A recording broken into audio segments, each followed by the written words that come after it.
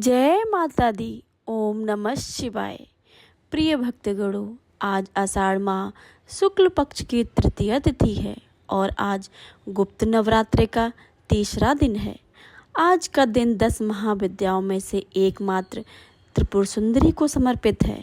आज के दिन माता त्रिपुर सुंदरी की पूजा करने एवं व्रत कथा को सुनने से शारीरिक मानसिक कष्टों से मुक्ति मिलती है, धन वैभव प्रतिष्ठा की प्राप्ति होती है, दुर्भाग्य निराशा निर्बलता जैसे विकार भस्म हो जाते हैं, शक्ति मुक्ति जैसे गुण श्रवण करते हैं, तन मन में समाहित होते हैं। माता त्रिपुर सुंदरी धन ऐश्वर्य भोग और मोक्ष की अधिष्ठात्री देवी हैं। साथ ही आज के दिन नव दुर्गा में से एक माँ चंद्रघंटा की पूजा की जाती है। प्रिय भक्तगणों, माँ त्रिपुर सुंदरी चिंतामणि सिंहासन पर विराजमान होकर भक्तों की चिंताओं को दूर करने वाली मानी जाती हैं। तो आज मैं सुनाने जा रही हूँ गुप्त नवरात्रि के तीसरे दिन सुनी जाने वाली माँ त्रिपुर सुंदरी और माँ चंद्रघंटा की बड़ी ही दुर्लभ पौराणिक व्रत कथा, जिसे आप सभी भक्तगण बड़ी श्रद्धा और प्रसन्नचित मन से पूरा सुनिए। सुख समृद्धि की कामना रखने वाले भक्तगण सच्चे हृदय से कमेंट में जय माता दी त्रिपुर सुंदरी माता की जय अवश्य लिखिए और वीडियो को लाइक कर दीजिएगा। आइए माता रानी का ध्यान करते हुए कथा का रसपान करते हैं। पौराणिक कथाओं के अनुसार देवी त्रिपुर सुंदरी की उत्पत्ति का रहस्य जब माता सती ने अपनी देह को अग्नि में भस्म कर दिया था, तो उनके वियोग में भगवान शिव भी विरक्त हो गए थे और ध्यानमग्न रहने लगे थे।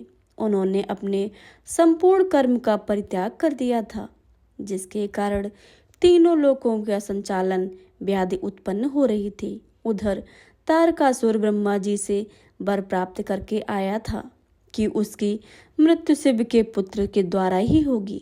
अब क्या था, समस्त देवताओं ने भगवान शिव को ध्यान से जगाने के लिए कामदेव और उनकी पत्नी रति को देवी कैलाश भेजा। कामदेव ने कुसुम रस नामक मोहिनी वान से भगवान शिव को प्रहार किया। परिणाम स्वरूप शिव जी का ध्यान भंग हो गया।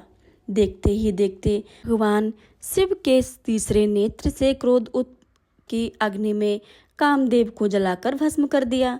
कामदेव की पत्नी रति द्वारा अत्यंत रुदड़ विलाप करने पर भगवान शिव ने कामदेव को पुनः द्वापर युग में भगवान श्री कृष्ण के पुत्र के रूप में जन्म धारण करने का वरदान दिया और वहां से अंतर्ध्यान हो गए। सभी देवी देवताओं और रति के जाने के पश्चात जब कामदेव की भस्म वहीं पड़ी रही, तो एक दिन की बात है, गणेश जी ने कौतूहलवश उस भस्म से एक पुरुष की आकृति बनाई। थोड़ी ही देर में वह सजीव होकर कामदेव की तरह सुंदर बालक बन गए। उसे देखकर गणेश जी ने उसे गले लगा लिया और कहा कि तुम भगवान शंकर की स्तुति करो। अब बालक का स्वरूप भी उपदेश दिया। उसका नाम आगे चलकर भंडेश्वर हुआ। भंड ने श्री गणेश को आज्ञा का पालन किया और भगवान शिव की घनघोर तपस्या करने लगा। घोर तपस्या से प्रसन्न होकर भगवान शंकर ने उसे वर मांगने को कहा। उसने यह मांगा कि मैं देवता आदि किसी प्राणी से न मारा जाऊं। शिव ने उसे मुंह मांगा वरदान दे दिया और साथ ही साथ दिव्य अस्त्र शस्त्र भी दिए। उन्होंने उसे 6000 वर्ष का राज भी दिया। यह सब देखकर ब्रह्मा जी ने पहले उसे भंड भंड कहा था, उसका नाम भंड पड़ गया। साथ ही शिव के क्रोध से उत्पन्न होने के कारण उसे भंड कहा गया है तथा तमोगुण संपन्न था। प्रिय भक्तगणों, भंडाश्वर के वरदान मिलने की बात थोड़ी ही देर से संपूर्ण भवनों में फैल गई। दैत्यों के पुरोहित शुक्राचार्य जी यह समाचार पाकर भंडेश्वर के पास आए। सोड़ितपुर को फिर से सुसज्जित कराकर वहां भंडेश्वर का अभिषेक करा दिया। प्रारंभ में भंडेश्वर शिव की अर्चना करता था, उनके आदेश पर चलता था। उनके अनुयायी दैत्य भी धर्म का अनुशासन करते थे। इस तरह सौभाग्यशाली भंड की सुख समृद्धि के 6000 वर्ष देखते ही देखते बीत गए। बाद में वह माया की चपेट में पड़ गया और 4 पत्नियों से उसे संतोष न था। वह एक दिव्य वीरांगना के मुंह में पड़ गया। अब क्या था, भंडेश्वर धीरे धीरे तीनों लोकों पर भयंकर उत्पात मचाने लगा। देवराज इंद्र के समान के भंडेश्वर ने अपने स्वर्ग का राज्य निर्माण किया था तथा राज्य करने लगा था। दैत्य भंडेश्वर ने स्वर्गलोक पर आक्रमण कर देवराज इंद्र स्वर्ग के राज्य को चारों ओर से घेर लिया। भयभीत इंद्र नारद मुनि के शरण में गए और इस समस्या के निवारण का उपाय पूछा। तब देवर्षि नारद ने माता पराशक्ति की यथाविधि अपने रक्त तथा मांस से आराधना करने का परामर्श दिया। देवराज इंद्र ने देवी की आराधना की और माँ पराशक्ति, जो पूरे ब्रह्मांड की अधिष्ठात्री देवी हैं, देवी त्रिपुर सुंदरी के रूप में प्रकट हो गई। प्रभु भक्तगणों, भंडेश्वर श्री गणेश जी का परम भक्त था। हर कार्य को करने से पहले गणेश जी का नाम लिया करता था, इसलिए उसका कार्य सिद्ध हो जाता था कि जिस पर गणेश जी की महिमा होती है उसका कोई भी कार्य अधूरा नहीं रहता है। और इस बात को भंडेश्वर अच्छे से समझता था। वह भक्ति को शक्ति के रूप में इस्तेमाल कर रहा था। इसी कारण देवी देवताओं ने माँ पराशक्ति का आवाहन किया था, क्योंकि वह समस्त भूमंडल, समस्त ब्रह्मांड की अधिष्ठात्री है। उनके अंदर सब समाहित है। वहीं उसी भंडेश्वर को मार सकती हैं। भंडेश्वर अत्यंत ही शक्तिशाली दैत्य था। उसे वरदान था कि उसके साथ जो भी लड़ेगा उसको लड़ने की शक्ति आदि हो जाएगी। देवताओं के घनघोर आराधना करने के बाद माँ पराशक्ति प्रकट हो गई थी। उनके अद्भुत दर्शन पाकर देवता कृतार्थ हो गए थे। माँ पराशक्ति का स्वरूप श्रृंगार देवी के स्वरूप से था। ब्रह्मा जी ने यह देखकर सोचा कि इनका विवाह शंकर जी से संभव है, क्योंकि नर के बिना नारी अधूरी रहती है, और उनका नाम त्रिपुर सुंदरी रखा। इतना संकल्प करते ही भगवान शंकर कुमार बनकर वहां प्रकट हो गए। उन पर परापुरुष और महादेव माँ त्रिपुर सुंदरी का विवाह कर दिया गया और माता का नाम पड़ा माँ कामेश्वरी और भगवान शिव का नाम पड़ा महाकामेश्वर। तथा देवताओं ने जब उनका विवाह कर दिया तब माता त्रिपुर सुंदरी आदिश्वरी बन गई। उधर भंडेश्वर ने सारे विश्व को त्रस्त कर रखा था। उसने अहंकार में आकर अपने जनक श्री गणेश जी और शंकर जी की अवहेलना को परिणाम स्वरूप भंडेश्वर के विरुद्ध श्री गणेश जी ने भी माँ पराशक्ति त्रिपुर सुंदरी का सहयोग किया। विश्व की रक्षा के लिए माँ ललिताम्बा ने भंडेश्वर के साथ युद्ध किया। तब भंडेश्वर ने यक्षमा आदि रोग अस्त्रों से प्रयोग किया। तब परशुराम ने अक्षुद्ध अनंत गोविंद नाम स्वरूप मंत्रों से उसका निवारण किया। इसके बाद भंडासुर ने हिरण्याकश्यप, रावण और कंस और महिषासुर को उत्पन्न किया। तब माँ ललिता ने अम्बा ने अपने 10 उंगलियों से नख से 12 सिंह, नरसिंह, राम, कृष्ण, दुर्गा आदि को उत्पन्न किया। युद्ध के अंतिम भाग में माँ त्रिपुर सुंदरी ने कामेश्वर शस्त्र से भंडासुर का वध किया और इस तरह देवी माँ ने त्रिपुर सुंदरी स्वरूप से प्रकट होकर भंडासुर वध कर देवताओं पर कृपा की और समस्त देवी देवताओं को भय से मुक्त किया। इस तरह उनका जन्म हुआ। ललिता देवी, देवी ललिता आदि शक्ति का वर्णन देवी पुराण में प्राप्त होता है। भगवान शंकर को हृदय में धारण करने पर सती नैमिष में लिंग धारण नाम से विख्यात हुई। उन्हें ललिता देवी के नाम से पुकारा जाने लगा। एक अन्य कथा के अनुसार देवी को प्रादुर्भाव तक होता है जब भगवान द्वारा छोड़े गए चक्र से पाताल समाप्त होने लगा। इस स्थिति में विचलित होकर ऋषि मुनि भी घबरा जाते हैं और संपूर्ण पृथ्वी धीरे धीरे जलमग्न होने लगी। तब ऋषि माता ललिता देवी की उपासना करने लगे। उनकी प्रार्थना से प्रसन्न होकर देवी जी प्रकट होती हैं। तब इस विनाशकारी चक्र को थाम लेती हैं। सृष्टि पुनः नवजीवन को पाती है। माँ त्रिपुर सुंदरी का वर्णन सुनहरा है तथा वे लाल रंग के वस्त्र धारण किए हुए उनके शरीर पर तेज चमक रहा है, जो उनके द्वारा पहने गए कई तरह के आभूषणों के कारण भी है। उनके सिर पर एक मुकुट है तथा केस खुले हुए हैं। भगवान शिव के ही समान उनके 3 नेत्र हैं। माँ षोडशी के साथ 4 हाथ हैं, जिससे उन्होंने पुष्प रूपी 5 बाण, धनुष, अंकुश एवं फंदा पकड़े रखा है। ये कमल के आसन पर विराजमान है। प्रिय भक्तगणों, माँ त्रिपुर सुंदरी के कई नाम हैं। इनका नाम षोडशी भी है। षोडशी माँ सती का यह रूप 16 वर्ष का था, इसलिए इनका नाम षोडशी पड़ा। त्रिपुर सुंदरी का अर्थ तीनों लोकों में सबसे सुंदर होने के कारण इन्हें त्रिपुर सुंदरी के नाम से भी जाना जाता है। और इनका नाम राजेश्वरी भी है। इनका नाम ललिता भी है। इसके अलावा इन्हें लीलावती, कामदी, कामेश्वरी, ललिता, ललिता गौरी इत्यादि आदि नामों से जाना जाता है। देवी के आसन को ब्रह्मा, विष्णु, शिव और यमराज अपने मस्तक पर धारण करते हैं। देवी तीनों नेत्रों से युक्त और मस्तक पर अर्ध चंद्र धारण करती हैं। देवी त्रिपुर सुंदरी अपने भक्तों की हर प्रकार की विपत्ति और मनोकामनाओं को पूर्ण करती हैं। उनकी हर विपत्ति को दूर करती हैं, उन्हें अभय प्रदान करती हैं। कहा जाता है कि देवी त्रिपुर सुंदरी की पूजा करने से आत्मिक बल, यश और कीर्ति की प्राप्ति होती है। माता की सामान्य पूजा दिन में, अभिजीत या किसी शुभ मुहूर्त में होती है और मातांत्रिक पूजा या साधना निश्चित काल में होती है। तो एक बार प्रेम से बोलिए, जय माता दी, जय महापराशक्ति, जय माँ त्रिपुर सुंदरी। अपने भक्तों का कल्याण करो। ओम नमः शिवाय। जय माता दी। प्रिय भक्तगणों, अब आइए सुनते हैं दुख दरिद्र को नाश करने वाली माँ चंद्रघंटा की कथा।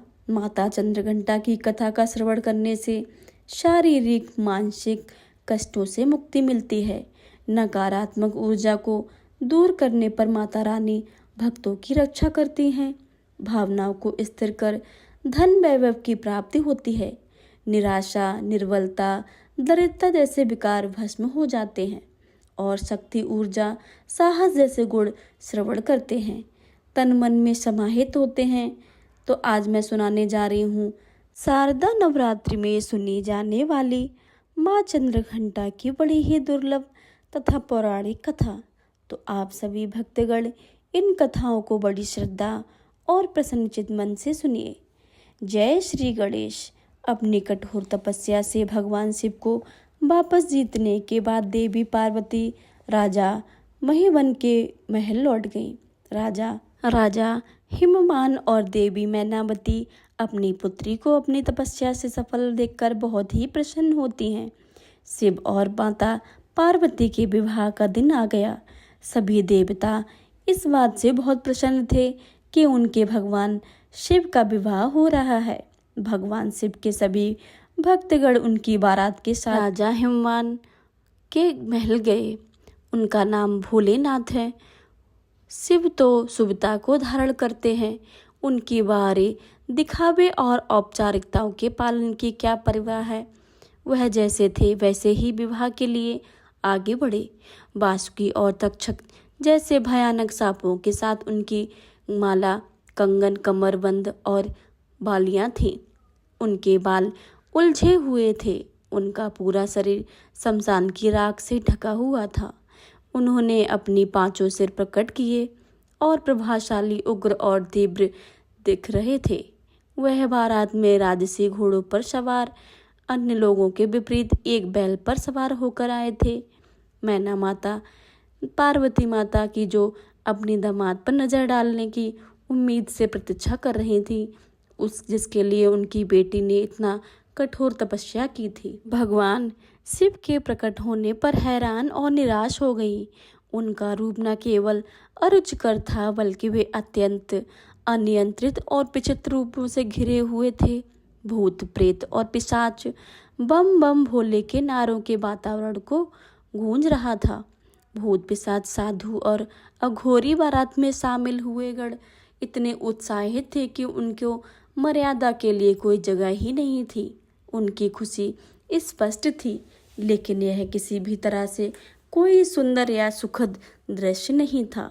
इस तथ्य को पचाने में असमर्थ माता मैना देवी ने सोचा कि उनकी शाही कोमल बेटी अब अपने पति जैसे आतंकित स्वभाव वाले व्यक्ति के साथ कैसे प्राणियों के बीच रहेगी।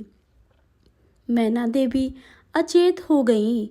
देवी पार्वती ने शिव तत्व को गहराई से आत्मसात कर लिया था और जैसे ही हमने उनके ब्रह्मचारी रूप में यह देखा, वह सप्तऋषियों के लिए शैव सिद्धांत की गुरु भी थी। फिर भी अपनी पूरी करुणा के साथ उन्होंने एक माँ के रूप में मैना देवी की दुर्दशा को समझा।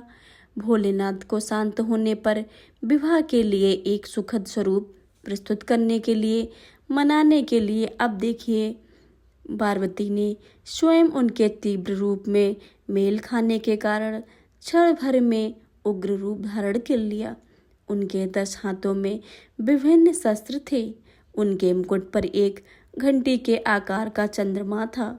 देवी के इस रूप को चंद्र घंटा रूप में पूजा जाता है। माँ के इस रूप में भगवान शिव के रौद्र रूप को शांत कर दिया और उनकी उपद्रवी गण को वश में किया। चंद्रघंटा के उग्र और तेजस्वी रूप को मानते हुए माँ शिव ने सौम्य रूप धारण करने का आग्रह किया। शिव पर वह तत्पश्चात सहमत हो गए और अनुरोध पर शिव जी ने अपना भयानक रूप त्याग कर और भगवान विष्णु को सबसे आकर्षक दूल्हे के रूप में उनका श्रृंगार करने दिया। भगवान शिव को इस रूप में चंद्रशेखर या सुंदर सुरेश के नाम से भी जाना जाता है। देवी पार्वती ने शिव जी के प्रति अपना प्रेम दिखाने के लिए उनकी जटाओं पर हमेशा आधा चंद्रमा रहता था। अपने माथे पर आधा चंद्रमा सजाया। भव्य विवाह के बाद देवी पार्वती एक शालीन नई दुल्हन के रूप में भगवान शिव के साथ गईं। भगवान शिव अभी भी ध्यान में डूबे थे और देवी पार्वती एक बार फिर से हर दिन अपनी गुफा को साफ करती थी और उनकी सभी जरूरतों को प्रेम से ख्याल रखती थी। धीरे धीरे देवी पार्वती ने कैलाश पर अपना नया घर स्थापित कर लिया। इस बीच तारकासुर बेचैन हो रहा था। अब तो शिव उनकी शक्ति एकजुट हो गए थे, इसलिए तारकासुर भयभीत था। उसने नवविवाहित के जीवन में सौंदर्य को बाधित करने के लिए एक दुष्ट चमगादड़ राक्षस जादूकासुर का भेजा, जबकि भगवान शिव घोर तपस्या में लीन थे और माता पार्वती अपने घर के कामकाजों में। जतकासुर पूरी चमगादड़ सेना के साथ कैलाश पहुंचा। जतकासुर और उसकी चमगादड़ सेना ने आकाश को केवल अपने पंखों से ढक लिया। उन्होंने माँ पार्वती के नव सजाए घर को उजाड़ना शुरू कर दिया। अभी भी एक दुल्हन और राक्षसों को असुरों के तरीकों में माँ पार्वती ने शक्तिशाली नंदी का मदद लेने को फैसला किया, लेकिन नंदी जी कहीं नहीं मिल रहे थे। इसी बीच भगवान शिव के अन्य भक्तगण जातकासुर और शक्तिशाली सेना से सुरक्षा करने के लिए उनसे प्रार्थना की, क्योंकि उन्हें बार बार जतकासुर के हाथों हार सामना करना पड़ रहा था और भगवान शिव अभी भी गहरी तपस्या में लीन थे। जब माता पार्वती स्वयं शिव से मिलने गईं कि उन्होंने फिर भी अपने बाहर से निकलने को विचलित न होते हुए भगवान शिव ने उन्हें भीतर से सशक्त करने का कारण लिया। भगवान शिव अपनी साधना में गहरे थे। तभी माता पार्वती को जतकासुर से स्वतंत्र रूप में लड़ने को प्रेरणा मिली। अकेले उन्होंने जतकासुर के युद्ध को करने का फैसला किया।